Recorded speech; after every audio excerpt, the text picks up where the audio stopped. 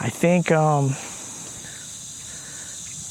avoiding getting too deep into this place because it's just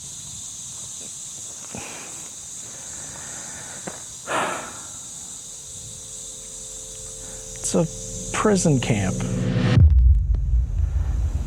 And I am outside of Fort Sumner. I think it's Fort Sumner. Yes, it's Fort Sumner. I don't really know what this place is. I usually try to avoid learning anything about the place beforehand because it interferes with the psychic process. Hopefully, I don't just start crying. And apparently I'm already starting to react to what I'm feeling and hearing from the other side. A lot of my psychic perceptions are through clairaudience or psychic hearing, and I get a lot of EVPs that back up what I'm hearing. They're subtle and hard to hear, so I put them on the screen like this. If you want to hear them, you're probably going to need headphones. I feel like I'm walking to something important. Like there are folks waiting for me where I'm walking.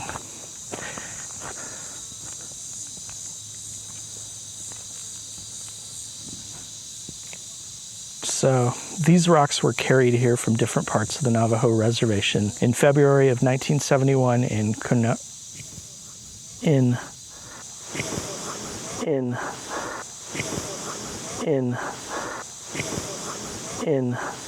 commemoration of the Navajo people who were exiled and died here from 1863 to 1868.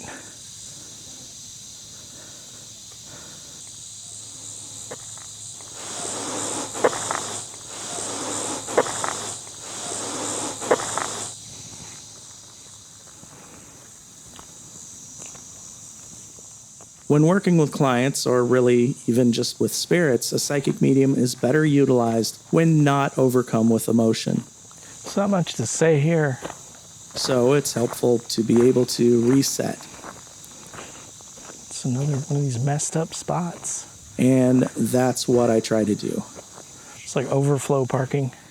I'm trying to move past the heavy emotions so I can be open and ready for whatever is next.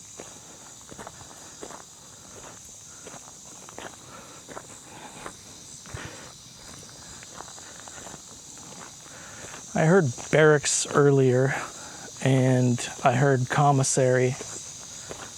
And I'm still trying to reset.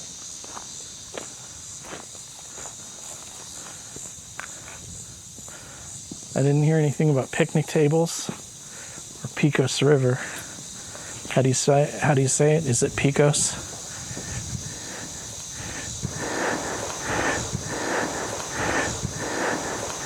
Pecos River.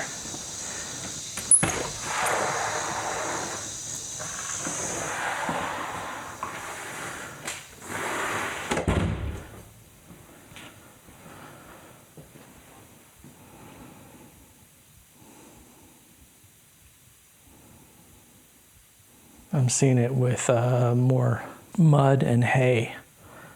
Thatch. My ears are ringing. It's moving in and out of this space. There's a lot of people coming and going. I think I am avoiding fully tuning in here, like self-preservation. I feel like I'm seeing a lot of kids, these Navajo kids, boys and girls. I don't like what happens with anybody.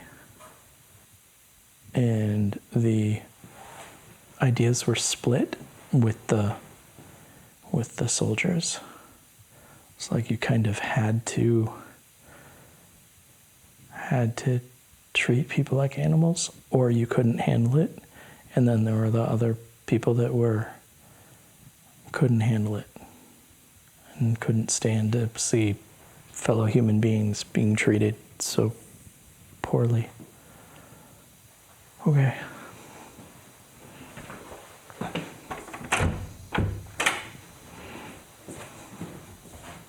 So I was trying to follow the arrows.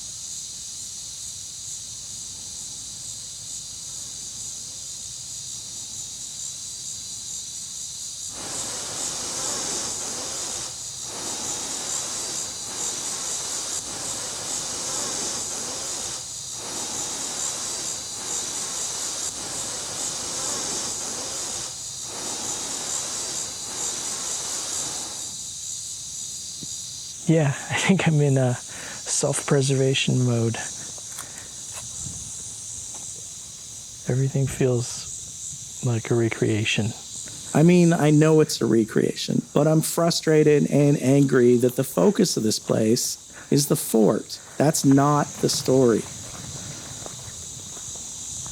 But to be fair, this park was established in 1968, and at that time I'm guessing their attention was on preserving the ruins and artifacts. But man, it seems like a lot of money was spent over the years on highlighting these structures instead of telling the real story. Okay, the real story, seemingly ignored out here outside the walls of the museum, is that the place served as a concentration camp for the Navajo and Mescalero Apache when they were forced off their land and marched over 350 miles to live here at Fort Sumner. Thousands died or were killed over the 53 different groups of long walks and over the years spent trapped at this fort right here. In total, more than 10,500 people were held here. In 1868, after 4 years of starvation, exposure, disease, and human-on-human brutality, the people were allowed to leave. And roughly 7,000 people started their journey back towards their ancestral homeland. So, company's quarters had adobe walls that were 30 inches thick. These plaques only talk about the fort and the soldiers. There's no mention of the Indians. That's what that says. They had zero shelter. I saw them sleeping huddled together, exposed on the ground. I saw hay and mud, basically. That's what I saw. That was my image.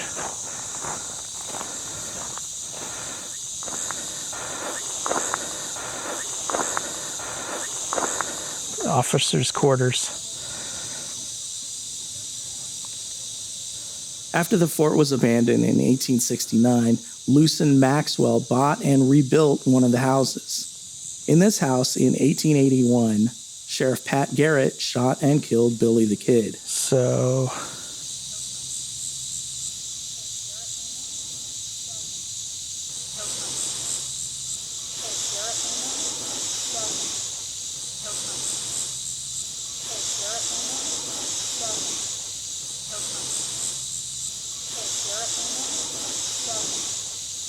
this house, or the foundation of the house, that's where Sheriff Pat Garrett killed Billy the Kid.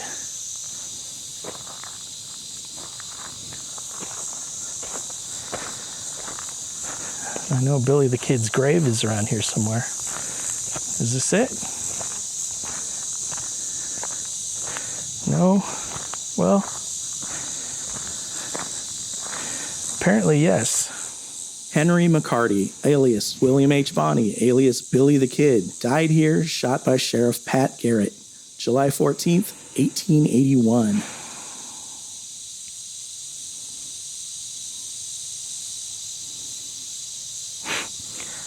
The thing I'm hearing is somebody's buried here.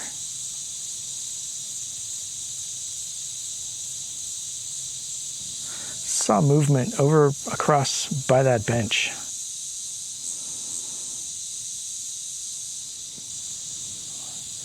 was thinking maybe it was a deer or something, but I am all by myself out here. The whole time I've been wandering around, it was big. I haven't seen anyone else outside on the grounds. The impression I'm getting right here is that it's not necessarily Billy the Kid that's buried right here. Is that correct?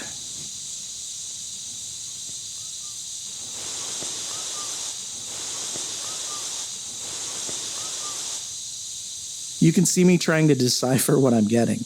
This is what happens when you're trying to pick up psychic info and already know too much. Your mind interferes and starts trying to create a story. This feather caught my attention. So if Billy the Kid's not here, who is here?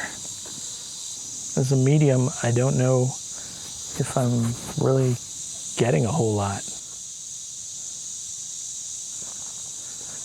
There it is. I got it. He's not buried here. He died here. That's what this is saying. I just saw it as a tombstone. Yeah. I'm like, he's not buried here. This is a trip. I'm not getting anything. I think I'm avoiding getting too deep into this place because it's just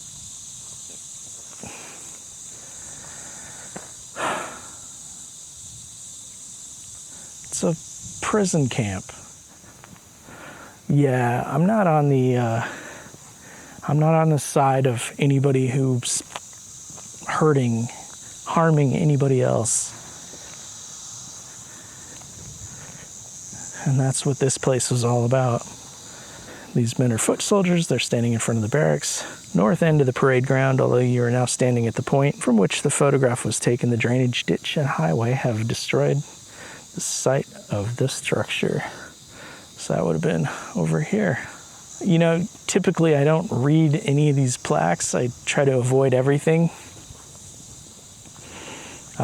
because I don't want information about the place.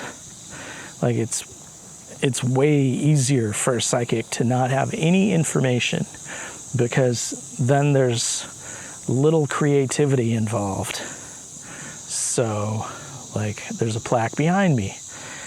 Let me see if I could figure out what happens behind me instead of looking at the plaque. It's your mind jumping in, trying to give you a story. We don't want that. We want whatever's popping in to be purely psychic impressions. What I'm seeing are women like milking cows and stuff. So the farmlands were north of the fort where crops are grown today. Corn was the Indians' principal crop, but they also grew wheat, beans, melons, pumpkins, and sorghum. Despite the Indians' best efforts, the agricultural experiment was a disaster. These losses obliged the U.S. government to supply the 7,000 prisoners with foodstuffs. I was seeing cows being milked over here. And I feel like it was indoors. I feel like there was a little bit of an enclosure. Not quite full stables or anything, but a little bit of a structure. I feel like there were always like 2 people stationed over here. And this was like kind of a boring spot.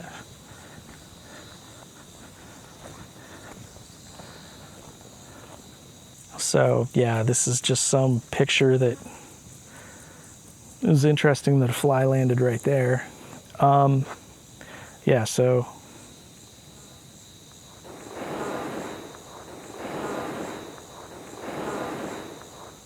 this photograph was taken in 1866 on this spot, not on this spot, from a spot just north of the highway.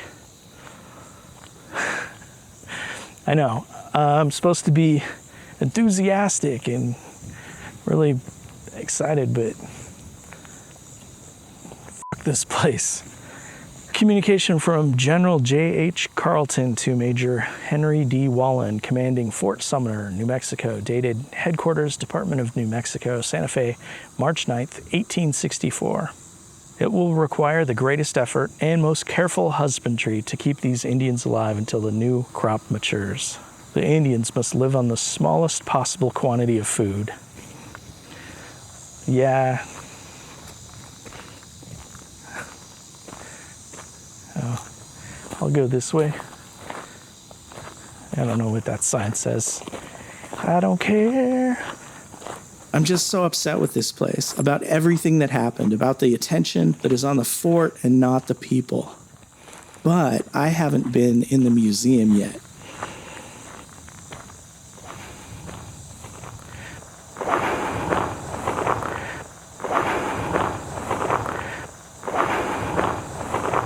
So let's see does this place need any sort of cleanse or anything like that? I feel like it's been done countless times. And that's kind of why it feels kind of empty. I think everybody's already split. What about the kids I was seeing earlier?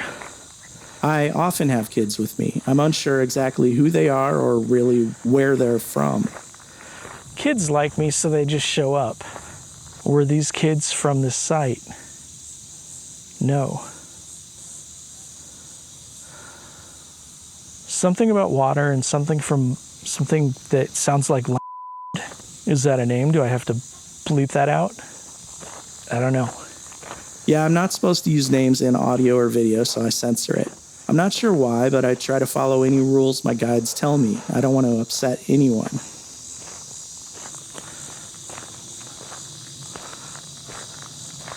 This is White Post here. What's that about? I feel like the opinion is that this place changed a bunch and people just made shit up. That's kind of the impression. And I'm not blaming anyone. They just had to puzzle it out and couldn't know everything. People slept outside. People slept on the ground. They didn't have any shelters. And yep, I'm seeing all this and getting angry again. Yeah, in general, this place. All of this. Making a big deal out of building anything for that part. That should be in ruins. All right, we're gonna go inside and maybe get some confirmation of some of this stuff. I'm gonna stop this for right now. Here it is. So I walk into the museum exhibit, and there's this letter. We find Fort Sumner's historical site discriminating and not telling the true story behind what really happened to our ancestors in 1864 to 1868. It seems to us there's more information on Billy the Kid, which has no significance to the years 1864 to 1868. We therefore declare that the museums show and tell the true history of the Navajos and the United States military. We are a concerned young generation of the Navajos. Well said, better than my reaction all afternoon. A park ranger found this letter in 1990 left at the Traveler's Shrine behind this building. Except this building did not exist in 1990. What stood there was a recreation of a soldier's barrack with a small exhibition that interpreted the history of the U.S. Army from 1862 to 1868. There was little information about the million-acre concentration camp that the soldiers oversaw or the more than 10,000 Mescalero Apaches and Navajos interned here as part of the U.S. government's attempt to eradicate these tribes. This letter appears to be the inspiration and a blueprint for the direction of the museum. The whole museum is a response to what I was feeling out there when I walked the grounds. It doesn't solve the atrocities, but it addresses what happened in a balanced way.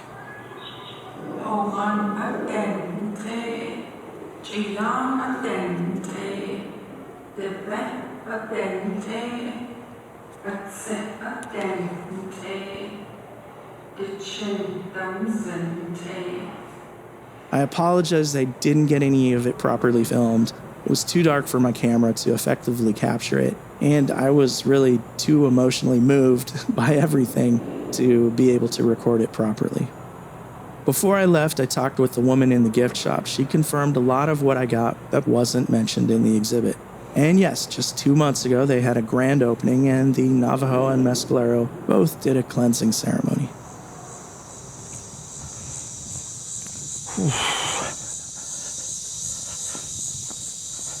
Yeah. These kind of places are not my favorite. I hope we get EVPs. And I hope somebody gets comfort from my visit. Comfort and understanding. I do appreciate the exhibit, though. They did a really nice job with that because it fit my impression too. All right, I think that's it. If you need help in any way, talk to my guides and follow their instructions. And May you be safe. May you be well. Thank you. If you want to donate to the museum or any of their programs, here's their contact info. And if you're in the area, go check it out and let me know what you think.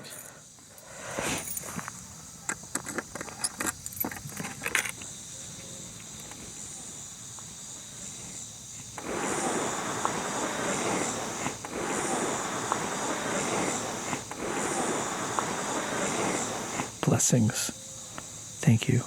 And as always, thanks for watching. Oh, I need to stop this.